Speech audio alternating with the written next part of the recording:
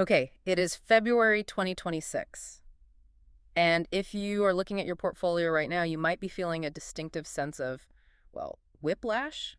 Or maybe just confusion. Schizophrenic is the word that comes to mind for this market. Yeah, it really does feel like a split personality. On one side, you have crypto, which spent the last few months just exploding upward and is now, seemingly falling off a cliff. Hmm. And on the other side, you've got the traditional giants, the Nasdaq Q, the S&P 500, and they've been effectively frozen in carbonite for 3 months. It's a massive dichotomy. One sector is hyperventilating, the other is in a coma. And for a trader, that is a nightmare scenario because you don't know which signal to trust. But the research we're diving into today suggests that that coma is about to end. Mm. We've got a stack of analysis here that claims this whole inertia is breaking as we open the February candle. And there's a specific, slightly terrifying metaphor they're using for Bitcoin's current zone. Right, they're calling it the tiger's cage. It sounds ominous, doesn't it? But in the context of this research, stepping into the tiger's cage is actually the most critical strategic move on the board right now. See, when I hear cage, I think trapped. I think, get me out of here. But you're saying this is where we want to be. If you want to catch the next leg up, yes. This isn't a trap. It's a high-pressure zone where market forces, supply and demand, they collide violently to create a reversal. Okay, so our mission today is to put on the protective gear and step into that cage. We need to figure out if we're staring down the barrel of a financial crisis or if this is just a calculated mean reversion. A big difference. Huge difference. We're going to map out this tiger's cage for Bitcoin. We have to talk about why Ethereum is, ostensibly being blacklisted by institutions. That part of the report is brutal. It really is. And we'll look at a catalyst coming out of Japan this Sunday, an election that could trigger a global liquidity shift.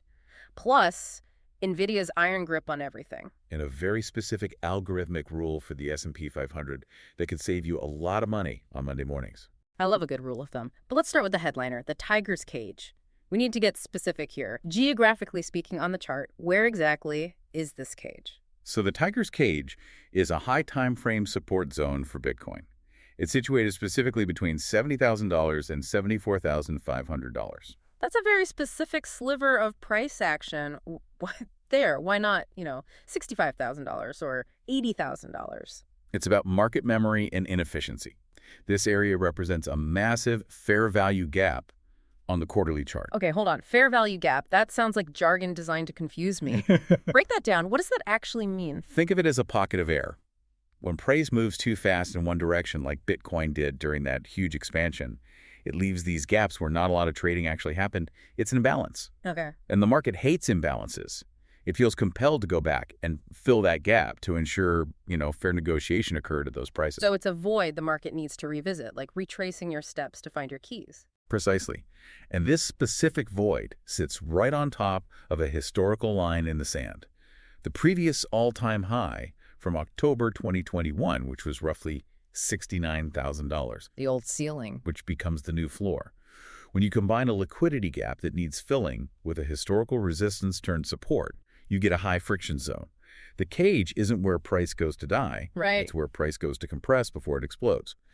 The prediction here is that a reaction in this zone sends Bitcoin catapulting back toward $100,000. Okay, so the location makes sense. It's a structural retest. But the sources also flagged a statistical anomaly, something about timeframes. They call it the 6-month candle theory. Now, I'll be honest, sometimes this stuff sounds a little bit like numerology. If the moon is in the 7th house, is there actual data behind this? It is surprisingly rigorous data. If you look at Bitcoin's entire history, the 6-month chart follows a very strict limit. Bitcoin has effectively never printed more than 5 consecutive bullish 6-month candles. Not in a way that's sustained. 5 seems to be the limit of human greed cycles in this asset. And where are we in the current count? We just finished the 5th one. That was that run-up we all just enjoyed. Right. Now we are officially in the 2nd consecutive bear candle. Hearing second bear candle doesn't sound great for the bulls. That sounds like we're in the middle of a crash. Counterintuitively, it's exactly what you want to hear if you're looking for a bottom. Historically, Bitcoin bear markets, or these correction phases, they resolve by the conclusion of that 2nd 6-month candle. So the bad times have a time limit. Exactly. This implies we aren't looking at a multi-year crypto winter like we saw in 2018 or 2022. We're looking at a correction with a shelf life. The math suggests maybe 4 to 5 more months of chop before the resolution. So the clock is ticking, but the notes emphasize that bottoms aren't just about time or price. They're about psychology. The source mentions that V-shapes are a myth.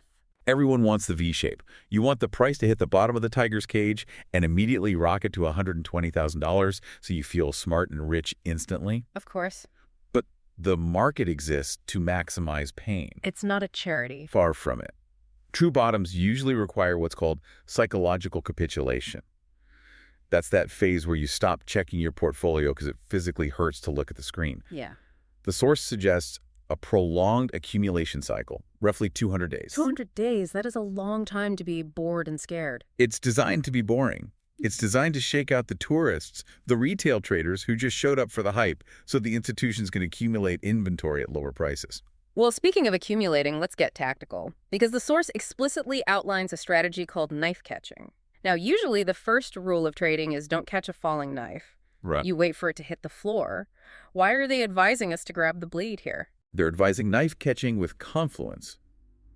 It's not blindly buying a drop. The specific setup involves waiting for that $74,500 low to be breached. They want to see the price sweep below the cage initially. A fake out. Exactly. Once price sweeps that low, the strategy is aggressive. Deploy 50% of your spot capital. 50% is a heavy swing. You have to be pretty confident. It is, but you have to look at the horizon. This is a 2 to 5 year hold. And there's a specific mechanism driving this target. It involves the Bitcoin ETF, IBIT. It's called the gap rule. Right, I saw this in the notes. How does an ETF gap dictate Bitcoin's actual price? Well, institutional algorithms, they just hate empty space. Yeah. In ETFs like IBIT, monthly gaps. These price ranges where the market opened way higher or lower than the previous close are almost always filled eventually. Okay. The source predicts IBIT is going to gap down to the $43 to $44 range to fill a monthly gap left all the way back in April 2024. Wait, IBIT at $44. Translate that to Bitcoin price for me. Mathematically, that corresponds roughly to that $70,000 tiger's cage entrance. It all aligns. The chart wants to repair that hole in the data. So the algorithm is just doing housekeeping? Housekeeping that destroys leverage. The source draws a direct parallel to the Nasdaq Q in April 2024. Do you remember that? I do. Tech stocks looked dead. Everyone was calling for a recession. Right. They printed what's called an inside 3-week candle failure. Basically a fake out drop that looked terrible. It grabbed the liquidity below the lows and then boom, a seismic V-shaped reversal. Wow. The thesis here is that Bitcoin is mirroring that exact structural playbook.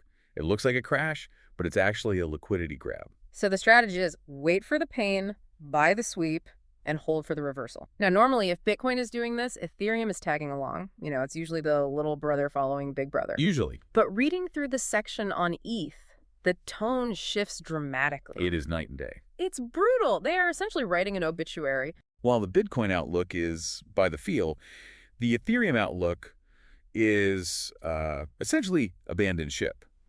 The source calls it an institutional disconnect. Is this just sentiment? Is this just people hating on Vitalik? Or is there money behind that claim? It's the flows. Follow the money. We see billions flowing into Bitcoin ETFs like IBIT. But the Ethereum ETFs, negligible, sometimes outflows. Huh? And this is happening despite a very friendly regulatory environment. We have the Clarity bill, the stablecoin bill. The road is paved for Ethereum, but the institutions aren't driving on it. Why not? I mean, we've been told for 5 years that tokenization is the future and Ethereum is the world computer. The source argues that institutions are opting for private blockchains for tokenization, or layer 2 solutions that don't necessarily drive value to the main ETH token. The value accrual is broken. And the technicals back this up. Unfortunately, yes. Ethereum has broken below its inside quarterly candle low. That is a significant structure break. It's like breaking the main beam in a house. So where does it go from here? The downside targets are $2,113, then $1,874. But there is a grave target mentioned, a worst-case scenario. The grave sounds cheerful. How deep? The $1,300 to $1,360 range, that would complete an inside 12-month candle failure. 1,300. That wipes out years of gains. That puts us back in the dark ages. It's a sobering warning. The source's verdict is explicit. For this cycle, if you are looking at long-term investment, the smart money is concentrating solely on Bitcoin. The rising tide lifts all boats era might be over. It's a winner-take-most market. Exactly. Okay, so crypto is a mixed bag of massive opportunity and massive danger. Let's pivot to the stock market, because usually crypto and tech stocks are correlated. But you mentioned earlier that the S&P and Nasdaq have been frozen. The frozen but controlled. Controlled by who or what? By the iron grip of NVIDIA. The source points out something really important about market structure. We think of the market as 500 companies, but the Nasdaq is controlled by the XLK, the tech ETF. Right. And the XLK is so heavily weighted that it is, for all intents and purposes, controlled by NVIDIA. So if NVIDIA sneezes, the market catches a cold. Or pneumonia. But here's the thing. NVIDIA has shown an immense unwillingness to break down. Even when the rest of the software sector was weak, NVIDIA held the line. But we are seeing a fractal pattern, the repeating chart shape, that looks suspiciously like January 2021. Walk us through the 2021 pattern. What happened then? It's an inside 2-month candle setup. So you get frustrating sideways movement where everyone gets bored. Then a vertical FOMO rally where everyone chases the price because they think they're missing out. And then sell the news event. Exactly. And we have a news event on the calendar. Earnings, February 25th. That's the one. So the play isn't to short NVIDIA now. No, that's how you get run over. Yeah. The source says the stock is actually underweight relative to its earnings growth. The expectation is a buy the rumor rally leading up to February 25th, targeting the $211, $212 liquidity pools. Okay. The algorithm wants to clear those highs before any correction happens. So we have Bitcoin looking for a bottom, NVIDIA looking for a pre-earnings top. What about the S&P 500? Is it just following NVIDIA's lead? Surprisingly, no. The S&P 500 is showing independent resilience. It posted its highest monthly close ever in January. But there's a tactical gem in the notes here about the S&P that I want to highlight. It's called the 2.5% rule. I circled that in red. It sounds like a speed limit. That's exactly what it is. It's an algorithmic boundary. Every weekly candle has a maximum range it typically travels. For the S&P 500, that's about 2.5% from the low to the high. How do we use that? Give me a scenario. Okay, it's Tuesday morning. You wake up, check the markets, and you see the S&P 500 just ripping higher. It's up 2.5% for the week already. I'm thinking, great, bull market, buy calls. And the source says, yeah, stop. Do the opposite. If the candle hits that 2.5% expansion early in the week, there is an 80 to 90% chance of mean reversion. You fade it. You fade it. The rubber band is stretched too tight. It doesn't matter what the headlines say. It doesn't matter if the Fed chair is singing show tunes. If the S&P is up 2.5% on a Tuesday, the rest of the week is likely going to be a pullback. That is incredibly useful for avoiding FOMO. So if you see a massive green candle on Tuesday, don't buy. Wait. Precisely. Let the algorithm snap back. Now, speaking of things moving too fast, we have to address the elephant in the room regarding commodities. The source used the word Ponzi to describe the recent action in gold and silver. Yeah, that grabbed my attention too. Calling gold, the oldest money in the world, a Ponzi is a bold claim. To be fair, the source isn't attacking the metal itself. They aren't saying gold is worthless. They are attacking the market structure. The recent moves in gold and silver haven't been driven by people buying physical bars or central banks hoarding. Right. It's driven by leverage and the options market. Paper gold. Paper promises. And leverage cuts both ways.